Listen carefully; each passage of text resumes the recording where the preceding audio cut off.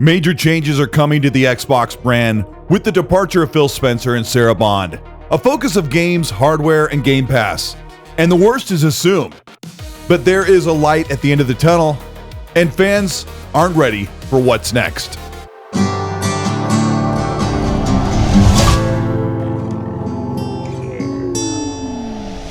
This is Colteastwood. Welcome back to the channel. Today we're going to be talking about the marching orders for Asha Sharma and the future of Xbox. If you end up enjoying this video, let me know by liking and subscribing to the channel. Hit the bell to be notified of new content, and let's talk about what's happening in the near future for the Xbox brand. Phil Spencer's immediate departure of Xbox, the face of the brand, has shocked fans around the world.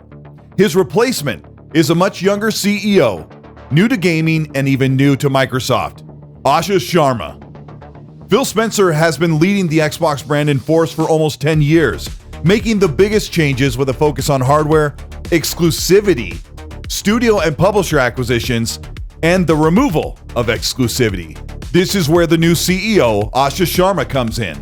Xbox fans admired Phil Spencer, but reviled his focus on appeasing regulators, appeasing Satya Nadella, and pushing exclusives over to the competition to keep those acquisitions.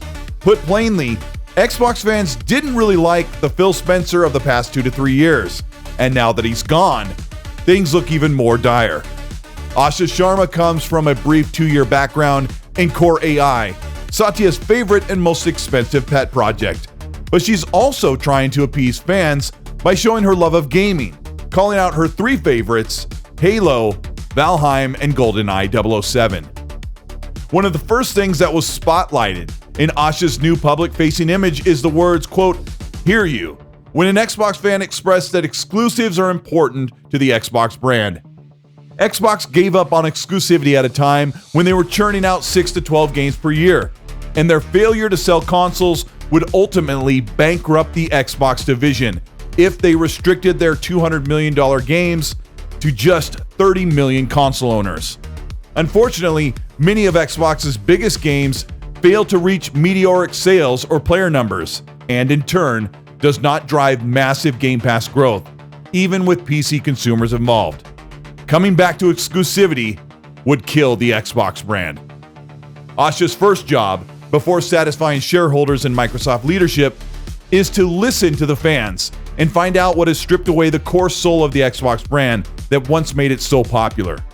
Thomas Mahler, a longtime partner with Xbox Game Studios and behind the Ori games, said, quote, "First off, I don't envy Asha. She's going to have an incredibly difficult few years ahead of her. And if she genuinely wants to do things right, she just signed up for a back-breaking, largely thankless job where the odds of success are ridiculously lower than the odds of failure. But let's start with the business tactics," he says.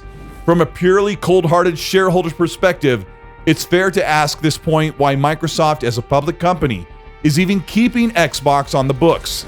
As much as we gaming enthusiasts grew up loving what Xbox brought to the table, Microsoft is a giant corporation, and Xbox has historically never been a true needle mover for Microsoft as a whole.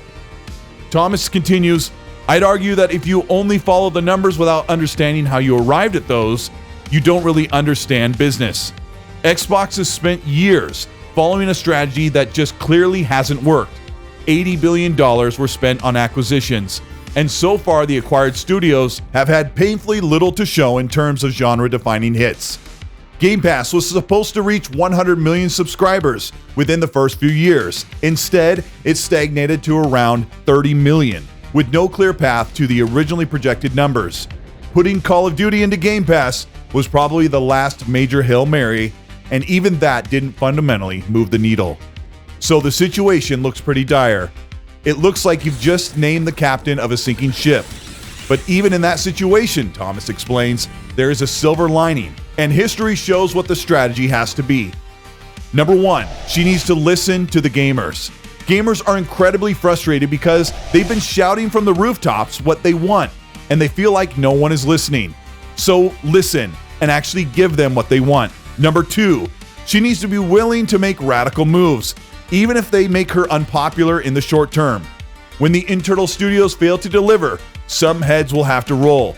Leadership has to come in, identify who can actually execute and who is standing in the way of change. Those who aren't willing to change have to get the boot. Uncomfortable, but necessary. Thomas is talking about Xbox having over 28 of their own internal studios and publishers. And if any of those fail to deliver popular and high revenue growing games, Asha needs to either look at closing a couple of studios or more likely fold those studios into working on tried and true franchises. Thomas explains that she shouldn't try to win a culture war. She should try to make Xbox the #1 gaming platform. Competition is healthy and makes everyone give their best. What Thomas is describing is that Xbox can't necessarily overtake PlayStation, but really has all of the pieces in order to become one of the most popular and value and variety-driven gaming platforms. They're available on PC, Game Pass, mobile devices, smart TVs, and they arguably have the best scope of gaming studios that are making a huge variety of games, from big open-world RPGs, first-person shooters, action-adventure titles, and so many unique games from a huge wealth of studios. Thomas explains number 3, no shortcuts. She has to be able to identify and obsess over quality. This is something that PlayStation has done so well. Their level of quality QA and QC, looking at games and stopping them before they are released to make sure they do the absolute best they can once they release. Xbox will truly need exceptional, genre-defining games. Anything less than that and the ship continues to sink. That has to mean partnering with studios that are deeply connected to gaming culture, studios that understand players, studios that have proven they can deliver what gamers actually want. Xbox can't afford to be left out of the conversation anymore because clearly the answers haven't been coming from the inside for quite some time. Here Thomas is referring to what Phil Spencer has been trying to do for many years. And he says, to close, ultimately, change is good. Xbox now has a chance to flip the table, and they'll have to. If Asha wants to do things right, it's going to be a pretty crappy job for quite some time. But it can be done, and if she has the right instincts and can rally the right people around her. Whether she is, that person remains to be seen. And whether you like Xbox or not, gaming is in a better place with a strong Xbox directly competing against everyone else. Thomas Mahler makes some really great points. The decision has already been made to put Xbox games on PlayStation, and Xbox has over 40 games in the works, with the next generation hardware plan, according to trusted insiders, at the point of no return. So what is left to fix, change, or destroy? Asha's marching orders are already in place. The most volatile asset of Xbox right now is Game Pass. It's a 30 million subscribers steady and clears just over $1 billion in profit annually. But Call of Duty is losing formally guaranteed revenue in Game Pass, and Asha would be wise to remove it from Game Pass day and date, delaying it 3 to 6 months to boost sales. Game Pass has conditioned Xbox consumers to not buy games, and Xbox marketing would have a difficult message if they have to start omitting some of their own AAA games from Game Pass. So it's more likely that the big Xbox first-party games would remain in Game Pass as it has been, and PlayStation consumers would offset the shortfall of Game Pass subscriptions not growing larger on PC and Xbox. Asha Sharma could work leaps and bounds to bring Game Pass to PlayStation. It's not a far-fetched idea, with most titles easily already licensed on the PlayStation, and now that Xbox's own first-party games are already getting PlayStation ports, it's actually a viable and easy sell to get Game Pass on PlayStation. And PlayStation fans would join Game Pass in force, with likely some 10 to 15 million joining within the first year or so. Game Pass is an incredible value, something not offered even though it is one of the most expensive subscriptions out there. But Xbox's problem is most subscribers are on the Xbox console, where there are the fewest customers overall. Little may change for the console and hardware side of the Xbox business under Asha Sharma. The Xbox Series consoles will still struggle to sell and be overpriced. This is mainly because Xbox failed to sell enough consoles to reach a profit margin. But the next generation console PC hybrid is in the works for 2027, and Asha has the Herculean effort to truly support the console with hardware and development. Porting process for third-party developers is key. Make the console so ubiquitous and seamless to the PC versions that developers can no longer judge whether it's worth their time to make an Xbox version of their game. Asha needs to make sure that the Xbox utilizes all of its power. It'll be an expensive console and very powerful compared to gaming PCs. She needs to make sure that the software and the tools available to devs are used to make their game shine. But none of this matters if devs skip the Xbox, a problem that happens several times each year, sometimes with a very prominent new popular game totally skipping the Xbox platform. Asha will be working closely with Jason Ronald, the head of Xbox hardware, to create a documentation process that mirrors Steam, quite literally described as a porting process that is one and done across Steam PC and Xbox, outside of adding Xbox Live and achievement support. Third-party partnerships are equally important, as Asha would work with Matt Booty to strengthen other publishers and keep Xbox in the conversation. It's already starting to happen with Xbox Play Anywhere, that has been stronger this year, with big games like Crimson Desert and 007 First Light being included on Xbox Console and Xbox PC, an app where most third-party games don't even come at all. The community of fans for Xbox has significantly eroded over the past few years, and Asha has a long road ahead of her. With the abandonment of Xbox Fan Fest, XO, and other fan-centered events, and a major step back of the Xbox leadership corresponding with fans, has created a major divide. Once Xbox went fully corporate after acquiring Bethesda and Activision and Blizzard, Xbox is about to celebrate their 25th anniversary, and strong rumors point to an in-person, fan-centered event at the end of the year. It seems like Xbox wants to ramp up more events for fans, and Asha needs to be integral and work hard to carve out funding for this act of goodwill and synergy, bringing the Xbox brand forward and getting fans excited. Whether you consider Asha a gamer or not, it doesn't matter. Some of the best gaming CEOs are not gamers themselves. But what's most important is that Asha has to show that she's here to serve the fans and the gaming industry first, before she reports to Satya Nadella.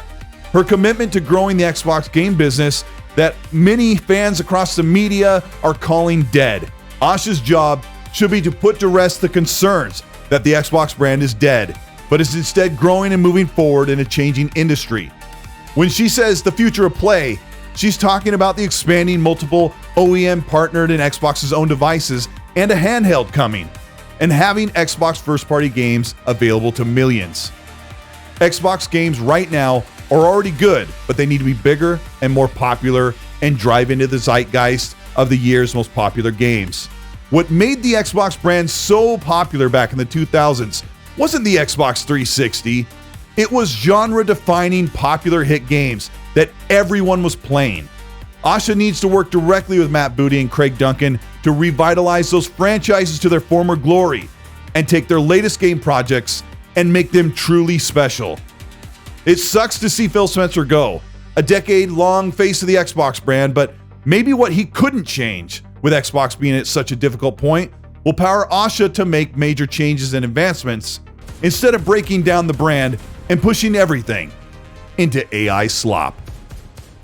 This is Colteastwood. Thank you so much for checking out this video. It's been a crazy weekend as all of the news is broken. And if you checked out my last video that talked about all of the public statements from Matt Booty, Phil Spencer, Sarah Bond, and Asha, there is a lot to unpack. Everyone is talking about all of the difficult transitional period they're looking at. Xbox fans are talking about leaving the brand and the death of everything. But I'm trying to look forward to what could actually still be on the table. What are the worst things that could possibly happen? And we got some great insights from developers and insiders who are really digging into what's happening. And I think there is a lot to look forward to and a lot to be concerned about.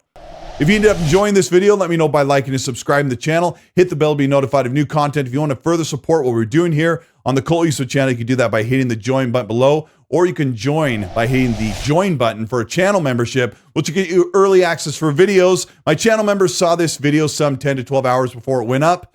Also, if you want to hear more discussion, we're going to have a big podcast for the X&C podcast. It's every Monday night, live at 5 p.m. Pacific, 8 p.m. Eastern. Meg and I will break down all of our insight about what's going on, our insight personally working in the corporate world, and as longtime gaming fans, what this means for us and hopefully what it means for you as well. So let me know your opinion in the comment section, how you feel about this. Try to keep it civil. Try to keep it just related to what's actually going on. And while you do that, as I always say, please be nice.